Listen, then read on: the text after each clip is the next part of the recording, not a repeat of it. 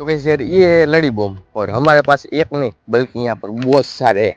तो हमने यहाँ पर चारों राउंड शेप में लगा दिए और हम लोग पीछे रख देते हैं यहाँ पर और बीच में हम लोग चला देते हैं चक्री को और फिर देखते हैं कि कितने बिजली बम यहाँ पर चल पाते हैं या नहीं और कितने बच जा रहे हैं। तो फटाफट से वीडियो शुरू करते सब लोग वीडियो को लाइक बटन और जिस बड़ी चैनल पे ना उसे भी कर दो सब्सक्राइब। हम फटाफट से वीडियो की शुरुआत करते हैं।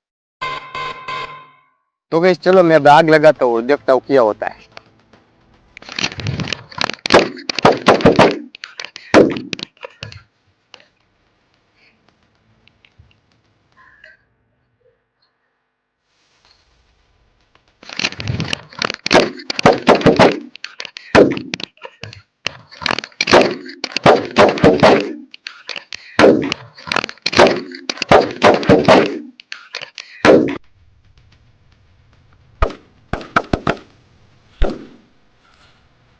तो गाइस यहाँ पर आप देख सकते हैं क्या हाल हो गए। यहाँ ये वाला पूरा का पूरा जो बिजली बल्ब था ये पूरा पूरा साफ हो गया और इतने कुछ बच चुके हैं।